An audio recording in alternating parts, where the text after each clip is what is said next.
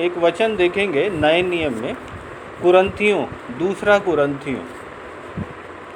कुरंथियों का हम 5 अध्याय निकालेंगे और कुछ विशेष बात को हम वहाँ पर देखेंगे। दूसरा कुरंथियों और उसका 5 अध्याय और उसका 20 पद। दूसरा कुरंथियों का 5 अध्याय और 20 पद को हम पढ़ेंगे। सबने निकाल लिया? तो यहाँ पर लिखा है, इसलिए हम मसीह के राजदूत हैं, मानो परमेश्वर हमारे द्वारा विनती कर रहा है। हम मसीह की ओर से निवेदन करते हैं कि परमेश्वर के साथ मेल मिलाप कर लो।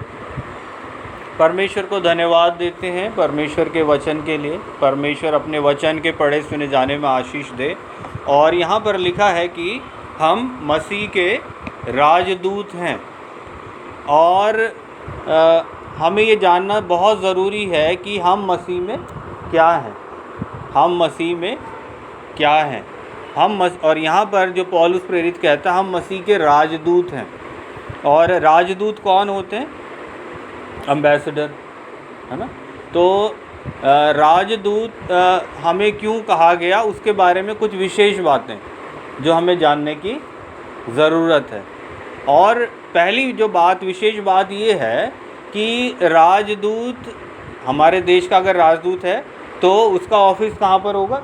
दूसरे देश में जहाँ का वो राजदूत है। जैसे अमेरिका में अगर है तो अमेरिका में भारत का राजदूत, तो वो नागरिक तो कहाँ का है? भारत का है, लेकिन उसका ऑफिस कहाँ पर होगा? अमेरिका में होगा, है ना। और अमेरिका का जो राजदूत है वो भारत में, है ना। तो उसका, वो वैसा अमेरिकी नागरिक है लेकिन उसका ऑफिस भारत में, दिल्ली में, है ना। दिल्ली में जो है कितने जो एम्बेसी वगैरह है ना, तो वहाँ पर वो सब राजदूत लोग ही रहते हैं, है ना। तो पहली बात जो ये है कि जो राजदूत होते हैं वो, उनका जो कार्य क्षेत्र है वो दूसरे देश में, दूसरे क्षेत्र में है, अपने देश में ना होके दूसरे क्षेत्र में है।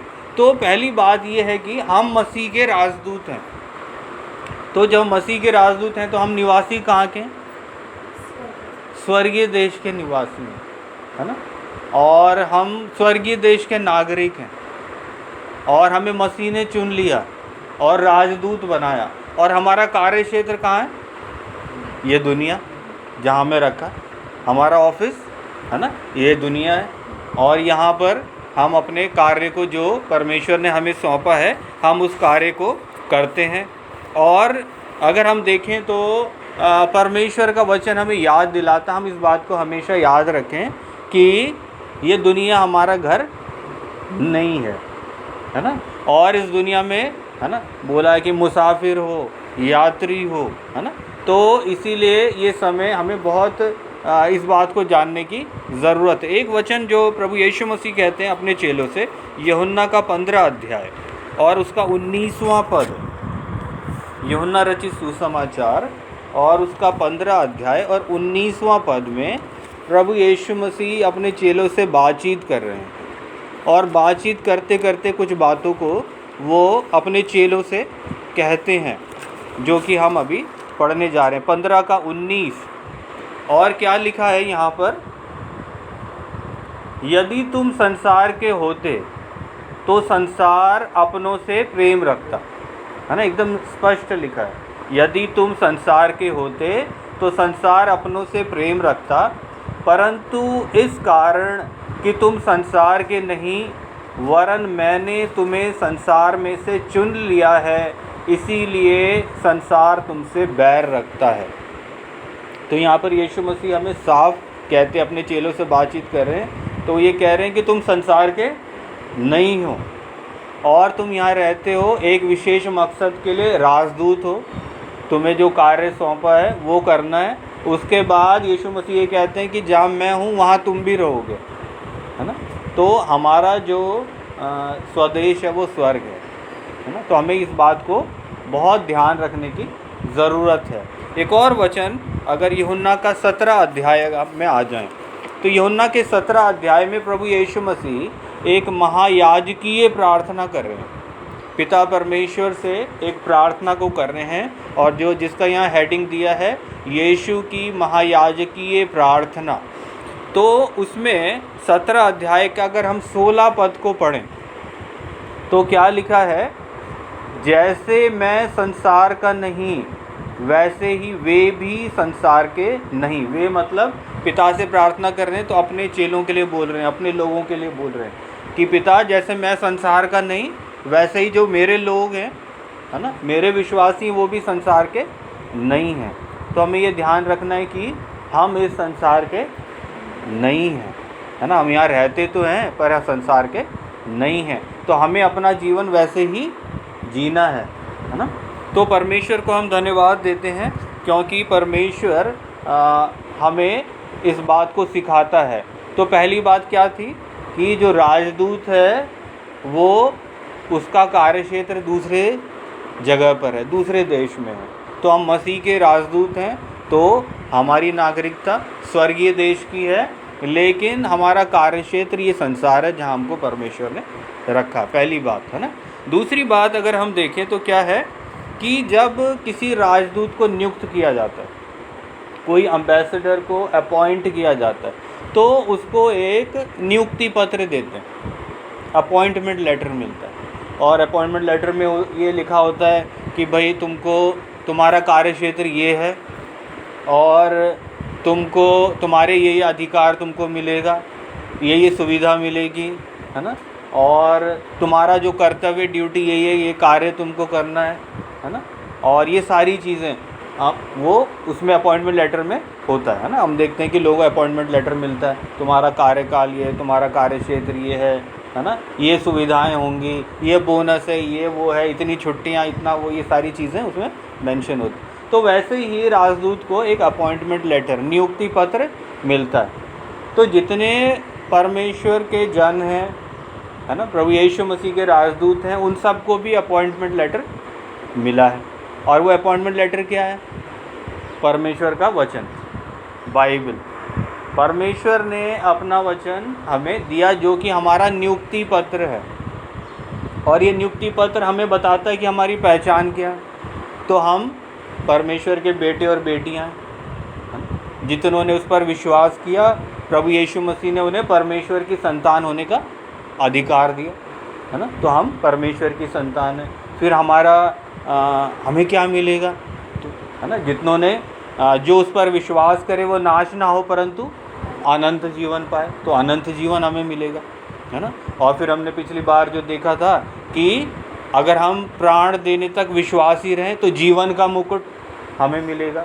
हम मसीह दौड़ में शामिल हैं और फालतू नहीं दौड़ रहे, है ना। हमें मालूम है वो मुकुट हमारे लिए रखा है ना। ये सारी चीज़ें, है ना, उसमें अपॉइंटमेंट लेटर में इसमें हमें बताया गया है ना। और हमें क्या करना है वो भी बताया गया है ना। और अगर हम इसमें देखें तो हमको मेल मिलाप की सेवा सौंपा, परमेश्वर ने हमको मेल मिलाप की सेवा सौंपा है ना। और अगर हम एक वचन पढ़ेंगे इब्रानियों का 13 अध्याय और 5वां पद, जो क्या क्या हमें मिलेगा, है ना, इस दुनिया में रहते हुए क्या क्या चीज़ें हमें जानने की ज़रूरत है। इब्रानियों का 13 अध्याय और उसका 5वां पद अगर हम पढ़ें तो क्या लिखा है? 13 अध्याय का 5 पद, तुम्हारा स्वभाव लोग को और जो तुम्हारे पास है उसी पर संतोष करो, क्योंकि उसने कहा है मैं तुझे कभी ना छोड़ूंगा और मैं कभी त्यागूंगा। हाँ जी, तो परमेश्वर का वायदा भी है, मैं तुझे कभी ना छोड़ूंगा और ना तुझे कभी त्यागूंगा। तो वो ये कहता है कि हम जो अपने कार्य क्षेत्र में हैं, हम इस दुनिया में हैं, तो हम अकेले नहीं हैं। प्रभु यीशु मसीह हमारे साथ है, वो कभी हमें छोड़ेगा नहीं, है ना। हम परेशानी से भी होके गुजरें तो परमेश्वर हमें छोड़ेगा नहीं, हमें त्यागेगा नहीं। और मत्ती का 28 अध्याय को अगर हम पढ़ें तो आखिरी में क्या लिखा है प्रभु यीशु मसीह कहते हैं कि मैं जगत के अंत तक सदैव तुम्हारे साथ हूँ, है ना। वो कहता मेरी उपस्थिति तुम्हारे साथ है। और फिर प्रभु यीशु मसीह ये कहते हैं कि जब तुम अपने कार्य क्षेत्र में हो तो मैं तो आमने सामने नहीं रहूँगा, पर तुम्हारे लिए एक सहायक दिया गया है। वो सहायक कौन है? पवित्र आत्मा दिया गया है। तुम्हें एक सहायक दिया गया है, पवित्र आत्मा को दिया हमारे लिए, कि हमें कभी ना लगे कि हम अकेले हैं। पवित्र आत्मा के द्वारा परमेश्वर की उपस्थिति हमारे जीवन में है। ये सारी चीज़ें, सारे वायदे परमेश्वर हमारे लिए उसने किया है। और परमेश्वर हमें बताता है कि वो हमेशा हमारे साथ है हमारे कार्य क्षेत्र में, क्योंकि हम उसके राजदूत हैं। तो राजदूत का एक काम क्या होता है कि राजदूत जहाँ की उसकी नागरिकता, जहाँ से उसको अपॉइंटमेंट मिला है, नियुक्ति मिली है, वो उसमें उनके साथ बना रहे, है ना। ऐसा नहीं है कि वो अगर भारत का राजदूत अमेरिका में है तो अभी कोई कांटेक्ट नहीं करेंगे, ऐसा नहीं है। उन्हें कब कांटेक्ट करना? रोज़। क्यों? क्योंकि वहाँ क्या हो रहा है वो गतिविधि उनको इनको बताना है। यहाँ की कुछ बातें वो उनको बताएंगे, उनसे ऐसा बोलो, है ना। तो हमें किस में बने रहना है? परमेश्वर में बने रहना है ना। यीशु मसीह कहते हैं मुझ में बने रहो, है ना, और निरंतर बने रहना है ना। क्यों? क्योंकि जो हमारा कार्य क्षेत्र ऐसा है, पल में कुछ भी हो जाता, कुछ भी हलचल हो जाती, तो हमें वो खबर देना है अपने परमेश्वर को, ऐसा हो गया। वैसे उसको सब मालूम है, लेकिन वो हमसे सुनना चाहता है ना। कई बार हम कहते हैं ना, अरे उससे तो कोई छिपा नहीं है ना, लेकिन बोलते कुछ नहीं हम, है ना। तो यीशु मसीह बार बार कहते हैं कि हम उससे बोलें, हम उससे मांगें, है ना। वो जानता तो सब कुछ है, लेकिन हमें उससे मांगना है ना। तो हमें उससे कहना है, बताना है ना। तो हम उसके संपर्क में बने रहें, हम परमेश्वर के संपर्क में बने रहें। और जब हम उसके संपर्क में बने रहते हैं तो हमारा जो कार्य क्षेत्र है उस जगह पर हम भी आशीषित होते हैं, और हमारे कारण कई लोग आशीषित होते हैं, है ना। तो हम मसीह के राजदूत हैं, और हमारा नियुक्ति पत्र क्या है? परमेश्वर का वचन। तो बने रहने का मतलब परमेश्वर का वचन हमें पढ़ना है ना। परमेश्वर का वचन हमें पढ़ना है। कब कब पढ़ना है? प्रतिदिन पढ़ना है ना। ऐसा नहीं कि संडे को पढ़ना है ना। प्रतिदिन हमें पढ़ना है, ठीक। और जब हम प्रतिदिन परमेश्वर के वचन को पढ़ेंगे तो परमेश्वर हमें आशीषित करेगा, परमेश्वर हमें सिखाएगा, हम परमेश्वर में उसके वचन के द्वारा बने रहेंगे, है ना। तो हम परमेश्वर को धन्यवाद देते हैं, क्योंकि परमेश्वर हम पर अनुग्रह करता है। तो ये दो बात, पहली बात क्या देखा हमने? हम मसीह के राजदूत हैं, और हमारा ऑफिस कहाँ है? दुनिया में, है ना। इस हमारा कार्य, नागरिक तो हम स्वर्गीय देश के हैं, लेकिन हमारा कार्य क्षेत्र ये संसार है। दूसरी बात हमने क्या देखी? नियुक्ति पत्र, अपॉइंटमेंट लेटर। तो जो अपॉइंटमेंट लेटर है उसको रोज़ पढ़ना है ना, ताकि हम परमेश्वर में बने रहें, है ना। और जब हम परमेश्वर के वचन को पढ़ते हैं तो हम आशीषित होते हैं, है ना। और कई बार, है ना, हमें लगता है, क्योंकि अगर जब संसार में, है ना, संसार में जब दिल लग जाता है तो ऐसा लगता है परमेश्वर बाइबल पढ़ने का मतलब टाइम वेस्ट, क्यों टाइम वेस्ट करें, है ना। इतना टाइम है ना, कुछ और काम कर लेंगे। तो वो कब होता है? जब हमें लगता है कि हम संसार के ही हैं, है ना। लेकिन जब हमें लगेगा कि हम स्वर्गीय देश के नागरिक हैं, है ना, उसके वचन के अनुसार, तो ये हमें टाइम वेस्ट नहीं लगेगा, ये हमारी जिम्मेवारी है ना, ये हमें करना, हमें परमेश्वर के संपर्क में बने रहना है। फिर एक और जो चीज़ जो राजदूत के लिए है वो हम देखें तो तीसरी बात क्या है? जो राजदूत की जो ज़रूरतें हैं वो कहाँ से पूरी होती हैं? जहाँ का वो नागरिक है। राजदूत की ज़रूरत कहाँ से पूरी होती है? जहाँ का नागरिक है। जैसे भारत का राजदूत अमेरिका में है तो अमेरिका उसके लिए कुछ नहीं करेगा, उसकी सैलरी भारत से ही जाएगी, है ना। जो सुविधा है उसको भारत सरकार से ही मिलेगा, ठीक।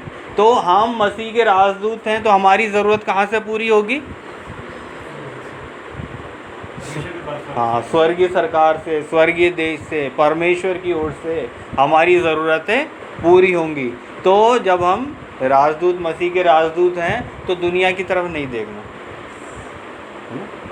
हमारा बॉस हमारे लिए कुछ करेगा, हमारी कंपनी हमारे लिए कुछ करेगी, हमारे दोस्त हमारे लिए कुछ करेंगे, हमारे रिश्तेदार हमारे लिए कुछ करेंगे, तो सब आपको अच्छा अनुभव है कौन कौन क्या कर सकते, कितना, है ना, कर सकते, है कि नहीं?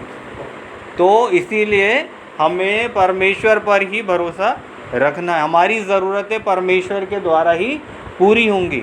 यहोवा मेरा चरवाहा है, क्योंकि वो मेरा चरवाहा है इसीलिए मुझे कोई घटी नहीं होगी। अगर चरवाहा किसी और को बना देंगे तो फिर उसकी गारंटी नहीं है ना? तो मेरा चरवाहा परमेश्वर है इसीलिए मुझे कोई घटी नहीं होगी, है ना? और एक वचन देखें तो क्या लिखा है, अगर हम यूहन्ना का 14 अध्याय का 13 और 14 पद देखेंगे। यूहन्ना रचित सुसमाचार का 14 अध्याय और उसका 13 और 14 पद अगर हम पढ़ें और हम देखें, है ना, हमें ये ध्यान देना है कि हम मसीह के राजदूत हैं और मसीह के जो राजदूत हैं जी,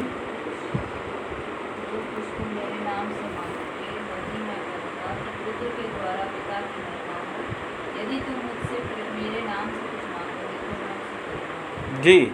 तो यहाँ प्रभु यीशु मसीह अपने चेलों से क्या कह रहे हैं, जो कुछ तुम मेरे नाम से मांगोगे, बताओ, है ना, अपने राजदूत के लिए क्या कहते हैं प्रभु यीशु मसीह, जो कुछ तुम मेरे नाम से मांगोगे वही मैं करूँगा कि पुत्र के द्वारा पिता की महिमा हो।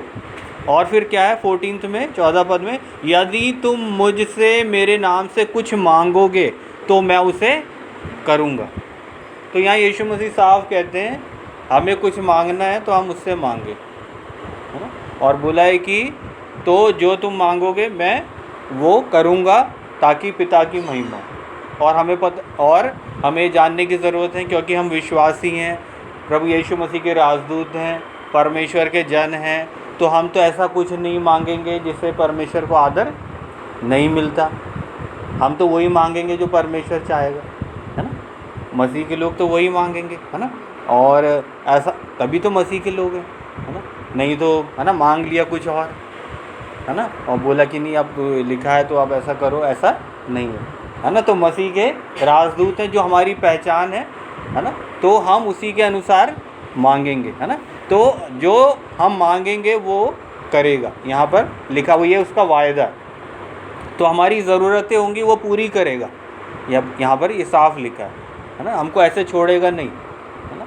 और हमारी ज़रूरतें वो ही पूरी करेगा, है ना? हमें ये ध्यान देने की ज़रूरत। एक और वचन अगर हम देखें, फिलिपियों की पत्री का 4 अध्याय, फिलिपियों की पत्री और उसका 4था अध्याय और उसका 19वां पद में बहुत अच्छा एक वचन हम पढ़ते हैं।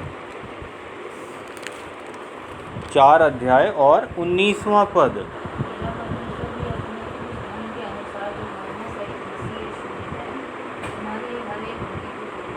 जी, मेरा परमेश्वर भी अपने उस धन के अनुसार जो महिमा सहित मसीह यीशु में है तुम्हारी हर एक घटी को पूरी करेगा। तो परमेश्वर हमारी हर एक घटी को पूरी करेगा, हमारी हर एक ज़रूरत को पूरी करेगा। और यहाँ पे बहुत साफ लिखा है परमेश्वर हमारी घटी को पूरी करेगा, है ना? परमेश्वर हमारी घटी को पूरी करेगा, है ना? और हमारे, है ना, कई बार एक घटी तो एक चीज़ होती है और कई बार ख्वाहिश होती है एक चीज़, मुझे बड़ा वाला वो टीवी चाहिए ना, ऐसा वाला, हाँ LCD, है ना, है कि नहीं? तो परमेश्वर घटी पूरी करेगा, है ना? वो टीवी चाहिए, है ना, वो ये चाहिए वो वाला, है ना, वो चीज़ें नहीं, उसका जो है कि हमें भूखे रहने नहीं देगा, जो ज़रूरत है वो पूरी करेगा, है ना? तो लॉकडाउन में क्या है, आवश्यक वस्तुओं की दुकानें खुली रहेंगी, है ना? आवश्यकता को पूरी करेगा परमेश्वर, है कि नहीं? अब लॉकडाउन में तो कोई कपड़े की दुकान नहीं खुली थी, है ना?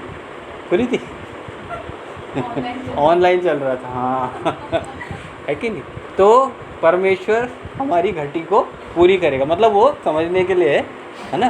वैसा ऐसा नहीं है कि भाई ये नहीं करना वो नहीं करनी, पर ये कि हमारी ज़रूरत है वो पूरी करेगा, है ना, है कि नहीं। और टीवी है ना, टीवी लेना, मोबाइल लेना, गाड़ी लेना, है ना, तो ये सारा चीज़ नहीं, है ना। वो चीज़ें परमेश्वर देगा, आशीष है जब, है ना, वो उसकी मर्ज़ी के मुताबिक सारी चीज़ें देता। वैसे तो सब चीज़ दिया ही था, है ना। किसी को जल्दी दे दिया, किसी को देर में देगा, है ना। तो कई बार हमको ये नहीं सोचना है कि उनके पास तो हमारे पास नहीं है ना, ऐसा सोच के परेशान नहीं होना, है ना। क्यों? क्योंकि हम तो अंबानी से तो कंपटीशन नहीं है ना। तो जब तक उसके बराबर ना हो जाए तब तक, है ना, तो नहीं। क्यों? क्योंकि संसार का नहीं है हिसाब, है ना। स्वर्गीय देश में सब कुछ दे देगा, है ना, क्योंकि वहाँ तो, है ना। और हमें चुना किस लिए? अधिकारी बनाने के लिए, है ना। तुम पृथ्वी के अधिकारी हो गए, जब 1000 वर्ष का राज करने प्रभु यीशु मसीह आएंगे तो अधिकारी बनाने के लिए, है ना। और ये मतलब बाकी हमें इसलिए टेंशन लेने की ज़रूरत नहीं। अभी तो अधिकारी के पास दौड़ते दौड़ते थक जाओ, हमारा ये फाइल है देखो, एप्लीकेशन देखो, वो भी नहीं सुनता, है ना। कल आना, है ना, पिछले 6 महीने से बोल रहा है कल आना कल आना, आज तक कल उसका आया नहीं, है ना। तो ऐसा नहीं, है ना। तो बोला है कि क्यों परेशान होना, है ना, वो तो अधिकारी बनाएगा तुमको, है ना। तो परमेश्वर को हम धन्यवाद दें, है ना। तो 3 बातें हो गई। पहली बात, राजदूत का जो ऑफिस है, कार्य क्षेत्र है, वो अपने देश में ना होकर दूसरे देश में, तो हमारा कार्य क्षेत्र संसार है। दूसरी बात, हमें अपॉइंटमेंट लेटर दिया, नियुक्ति पत्र दिया है, जो कि परमेश्वर का जीवित वचन है।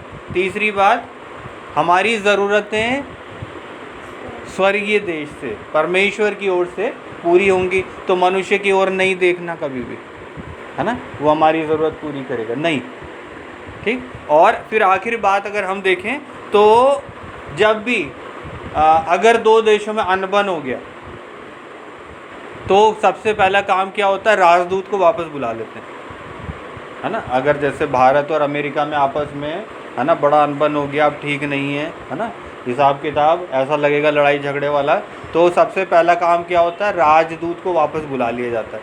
तो भारत का राजदूत वापस आ जाएगा, यहाँ जो उस देश का राजदूत है ये वापस चला जाएगा। पहला काम ये होता है ना।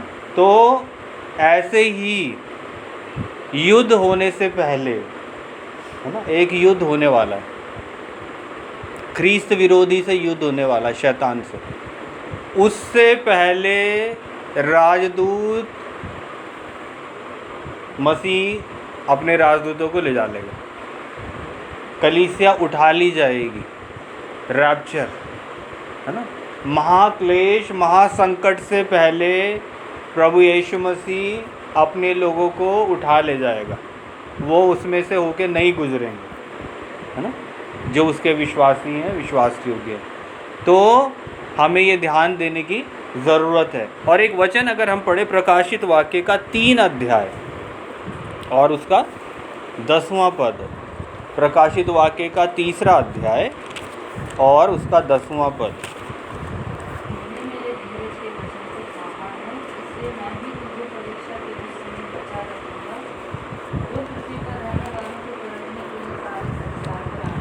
जी, तो यहाँ पर क्या लिखा है? तूने मेरे धीरज के वचन को थामा है। ये वचन जो अपॉइंटमेंट लेटर है, तुम रोज़ पढ़ते थे, है ना, इस पर अध्ययन मनन करते थे, जो इसमें लिखा वैसे ही करते थे, आज्ञा पालन करते थे, है ना, परमेश्वर के वचन को मनन करते थे।